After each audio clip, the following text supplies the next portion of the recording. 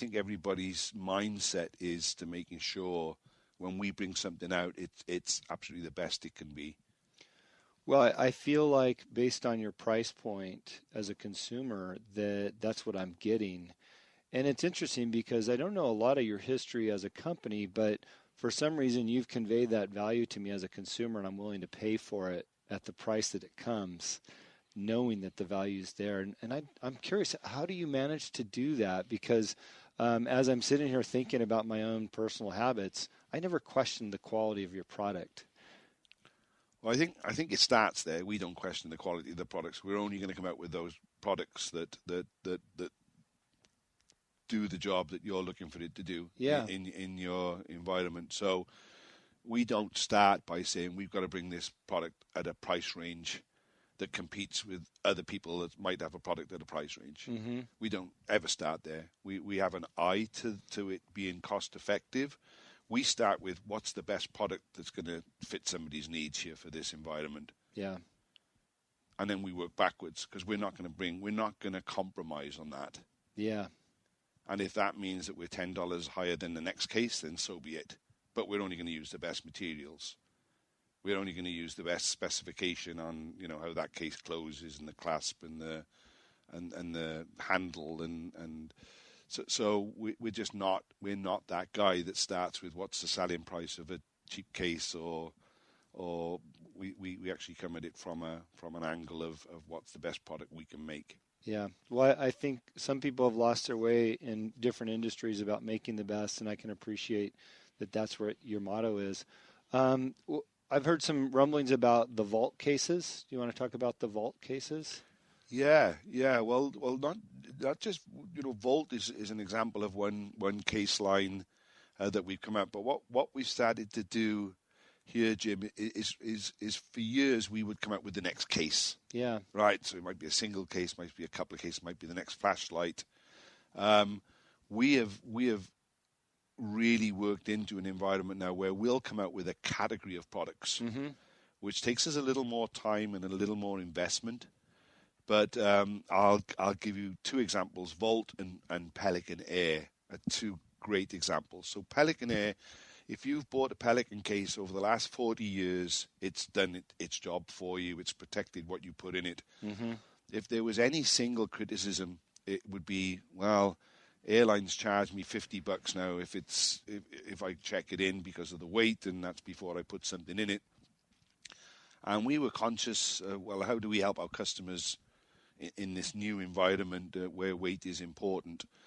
So we set a load of engineers in a back room and said, look, you got to come out with a case that has all the same dimensions, all the same protection characteristics, mm-hmm. and it's got to be lighter. And we honestly, I'm going to say we set them aside 2 years. Okay. These guys working with no result. We talk about getting on the edge and all of that. Then they come up with what they thought would work. And we come up with this new technology of making a disc. We then brought, I think, something like 8 cases to market, mm-hmm. all with the relevant tooling, which was millions of dollars. And we come out with 8 cases that are 40% lighter than anything else we had made or anybody else makes. So you got the same protection in a much lighter case, and that's a range called Pelican Air. Mm-hmm. We also had equal feedback was, if you buy a Pelican case, it's great, but it's on the top shelf and it's very expensive. And if you're buying, an expensive product, then you're going to buy a Pelican case too. But what about all our guys that can't afford that case? Right. What about if we're not in that class of category where we just can't afford that value of case, nor do we actually need that value of protection. Right. So we listened to people there, and we put pretty much the same engineers back in a room and said, okay, Air's done. We got to come up with a case now that looks good and works and things like that, but it can't be at that price point. Right. It's got to be at a price point that reflects that industry. And the guys did, and we just launched 10 Vault cases that will satisfy that category of customer for us. Well, I think it's fascinating how you guys can continue to be revolutionary in what you're putting out there. And people would tend to simplify making cases as an easy task, but yet you guys have perfected it beyond what the imagination could come up with. And I'm just looking at some of the stuff around your room and what I saw walking in here. So just ever so impressed with what you're doing here. I could probably talk to you all day because I love high quality products and some of your background, but I know we both have to probably do some work. Anything about the future of Pelican and where you're heading that you want to share with our audience that you haven't shared already? Yeah, I think I don't know if there's any. I think for us, we discussed a lot of the successes and things that we've done. But if you come into this company today, and you just mentioned you got a friend that coming in, our mindsets to the next 5 years. What are we doing next? Where do we go in next? What can we do that makes a difference? So there's very little time here spent looking back. Most every day we come in and what can we do next? What can we do better? What can we do different? What markets can we open up?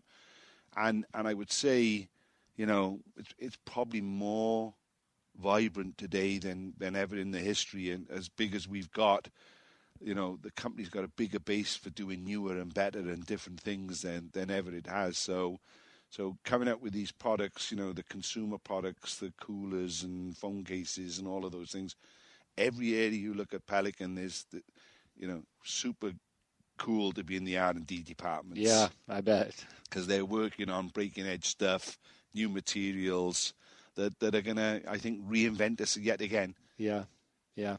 That must be a great room that your engineers work in at 2 years at a time. They probably have some good snacks in there. Yeah. But what about retailers? Who are some of your top retailers where people can find your products at? Or is it online is the best place? Yeah, it's available in most retail outlets. Obviously online, people like Amazon and B&H Photo, big carriers of our products, but Cabela's and Walmart and people like that all starting to carry Pelican stuff as we come out with consumer focused stuff. We launch our own website next month. Oh wow! Yeah, which we haven't done before. So all of our products will be available online, which is yet another channel people like to buy. Yeah. From the company. So we'll be launching that. So. If you're an industrial guy, you know where to go through our distribution network. But for the consumer, they can go to brick and mortar, outdoor sporting stores. We have a range of products coming out in REI.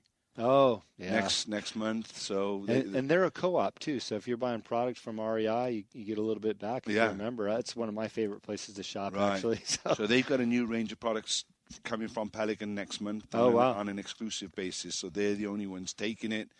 And then obviously AT&T have been a great partner for us on the phone cases. We're partnering with them now. There's a whole new iPhone launch next month. I think three different iPhones again. So as Apple lead the way in bringing products out, we have to be supporting them and supporting their customers with cases that protect, what are not inexpensive phones these days. Sure. Well, I just think it's brilliant with what you've done here. I'm extra excited about the REI deal. I do a lot of mountaineering and different things, so I'll be excited to go in there and see what you have. But thank you for your time today. I know that our listeners will appreciate hearing your story and what you've done and how you've accomplished so much success over the years. And we'll look forward to seeing where Pelican heads in the future. Yeah, it'll be interesting to have the discussion in another 5 years. The great thing about podcasts is this lives in perpetuity. You can come back and listen to this in 10 years and see where you were at. Yeah. Great. Well, thank you so much. We appreciate it. Thanks. All right. Well, I hope you enjoyed listening to that as much as I enjoyed interviewing Lyndon. And I just love his statement about the athletic determination and team leadership to drive his success. I just feel like that's an integral part of where he was at one point in his life and carrying that through his business. I feel the same. I played sports younger in life, football, wrestling, and as well as surfing, and now into my Spartan racing and off-road racing. I just feel like utilizing that athletic determination to succeed in business is really important to me. Maybe you also have that drive. If you don't know if you have it, maybe you do. Dig deep. Maybe it exists there. So again, I hope you've enjoyed the show and what we garnered. I've got some more great guests coming up in the coming weeks. If you did like the show, please share it with friends and family and anybody that you think there might be some value there. And that's the point. We are trying to bring value to our listeners through these incredible guests and learning from their history and the decision that they've made and the path that they've taken in life. Maybe you find something in that that relates to where you're at now, present day, and you can take some tidbits from that and apply it to your decision process, and hopefully you find yourself in a place of success and happiness. I'm very optimistic about the future. That's one of my new favorite words, is optimism. I just feel like everything that's going on in my life is in a path of positive direction, and I do believe that I've put that there through having passion with a purpose, and it allows me to be better at my job, both emotionally and physically. And of course, all those things culminating together lead to happiness, and in business leads to profitability, and maybe that will do the same for you. As I've mentioned before, my mentor, David Meltzer, talks a lot about the vibration and energy of others around you, and maybe just getting up each morning and thinking about all the things that you have in your life, and maybe the fact that you have more than enough. And if you took the time to write those down every day, you might see the blessings that you've been given and where you're at, and you could just be well ahead of the game, although you might not feel like that every day. So maybe practice a little bit looking at the things that you have more than in life. And as always, what you believe is what you will achieve. Thanks, Mark Victor Hansen. Stood by that for many years. And I look forward to the coming week and the weekend and our next week's guest and just having some more great times here in the podcast. You can catch me on Twitter, Instagram, Facebook, Jim Riley Racing. Please, I'd love to hear from you. Send me your questions. I was thinking about doing a Q&A show at some point, so if that's something you're interested in, I'd love to hear from you.